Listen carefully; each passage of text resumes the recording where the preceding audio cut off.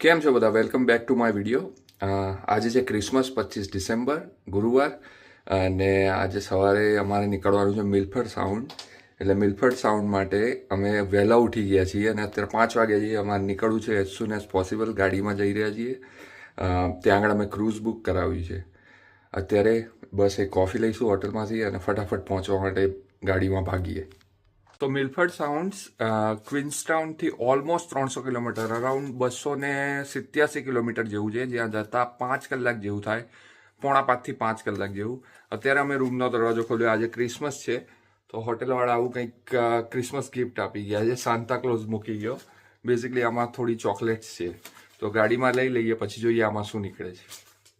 તો હોટેલમાં કંઈક આવું કોફી મશીન છે, એટલે મારે વચ્ચે ઊભું ના રહેવું પડે, એટલે અહીંયાથી જ ગ્રેબ કરી લઈએ. અહીંયા અલગ અલગ ટાઈપની કોફી અને ટી છે, બધી જ ફ્રી ઓફ કોસ્ટ છે. Not really free of cost એવું તો ના કહેવાય, કારણ કે હોટલના પૈસામાં બધું ઇન્ક્લુડેડ જ હોય. સો ક્વીન્સટાઉનથી અમે મિલફર્ડ ફોર્ડ માટે ડ્રાઈવ ચાલુ કરી હતી 287 કિલોમીટરની. અત્યારે મેં 220 કિલોમીટર ડ્રાઈવ કરી દીધું છે અને એક પણ બ્રેક લીધો નથી. અને અત્યારે મેં ટોયલેટ બ્રેક લીધો અને 220 કિલોમીટરમાં મેં ખાલી 5 જ વ્હીકલ જોયા છે, કારણ કે આજે ક્રિસમસ છે અને ટ્રાફિક બહુ જ ઓછો છે. અને તમે ખાલી મારી પાછળનો નજારો જુઓ. હું બેક કેમ ચાલુ કરું, કારણ કે હું વ્યૂ બ્લોક નથી કરવા માગતો મારા મોઢાથી.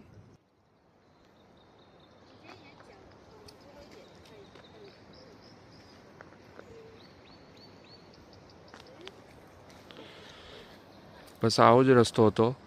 મેં રસ્તામાં તડકો જોયો, વરસાદ પડતો જોયો, વાદળોને એકદમ આવી રીતે નીચે જોયા, મેઘધનુષ જોયું 180 ડિગ્રી, બધું જ મેં જોયું છે. અને હું શબ્દોથી એક્સપ્લેન નહીં કરી શકું જે મેં જોયું છે. અને કેમેરામાં હું રેકોર્ડ નથી કરી શક્યો, કારણ કે કૃતિ સૂઈ ગઈ હતી. ખબર નહીં, બહુ જ બ્યુટિફુલ છે ન્યૂઝીલેન્ડ. અને મને તો એવું લાગે છે કે મારે ફરી એકવાર આવવું જોઈએ.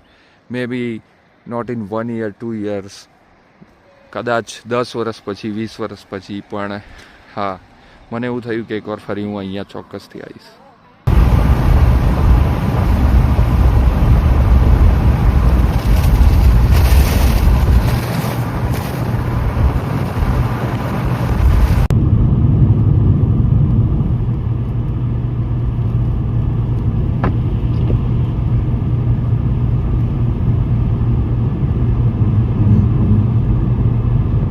તો ફાઇનલી અમે મિલફર્ડ સાઉન્ડ્સ પહોંચી ગયા છીએ.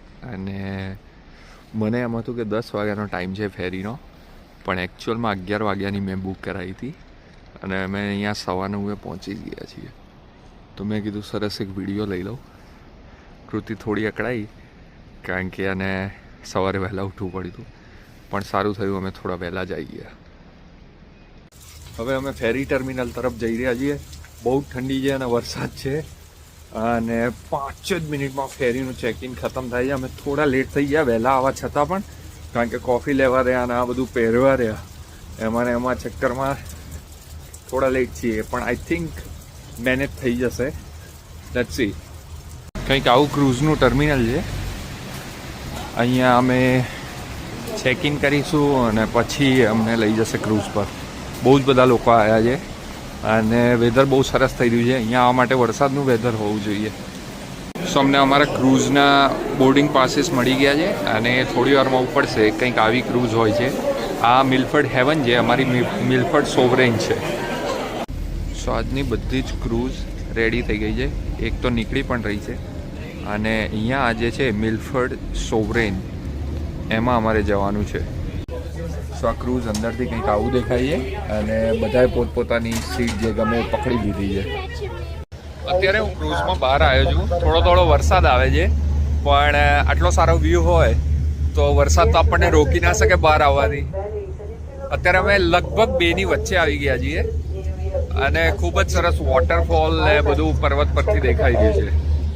સો અત્યારે જ્યાંથી અમે પસાર થઈ રહ્યા છીએ ત્યાં બહુ બધા ધોધ જેવું તમને દેખાશે. એ ધોધ એટલા માટે છે કારણ કે અત્યારે અહીંયા ઉનાળો છે અને ઉપર જે ગ્લેશિયર્સ અને સ્નો છે એ પીગળી અને નીચે વહી રહ્યો છે. સો અત્યારે થોડો દરિયો તોફાની અને વેવી થઈ ગયો છે. હું ઊભો પણ રહી નથી શકતો વિડીયો લેવા માટે. તમે જુઓ તો આ છલકાઈ છે એ દરિયાના વેવ્સના કારણે છે. આ જે વોટરફોલ દેખાઈ રહ્યો છે એ 50 માળથી પણ ઊંચેથી પડે છે અને એ અત્યારે વિડીયોમાં એટલો મોટો નથી દેખાઈ રહ્યો પણ બહુ જ જાયન્ટ છે. જો તમે જુઓ તો અત્યારે આપણું જે ક્રૂઝ છે એ આ વોટરફોલને અપ્રોચ કરી રહ્યું છે અને આ બહુ જ જાયન્ટ વોટરફોલ છે અને આ once in a life time opportunity છે કે આવું કંઈક તમે જોઈ શકો. મે બી હું ફરી આવું તો મને આ વોટરફોલ અલગ રીતે દેખાય પણ અત્યારે હું જોઈ રહ્યો છું એ તો કદાચ હું મારા જીવનમાં એક જ વાર જોઈશ.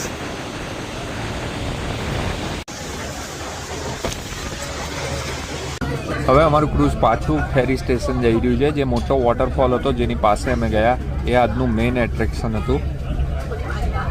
હવે પાછા 287 કિલોમીટર ડ્રાઈવ કરવાના છે એટલે આજના દિવસના આપણે ગણીએ તો લગભગ 500 કિલોમીટર પ્લસ થઈ જાય. ઓલમોસ્ટ 600 કિલોમીટર ગણો ને, કારણ કે ત્યાં જઈને પછી પાછો હું ક્યાંક જઈશ એટલે આજે 600 કિલોમીટર જેવી ડ્રાઈવ થઈ જવાની છે અને 4.5 થી 5 કલાક રિટર્ન થવામાં થશે.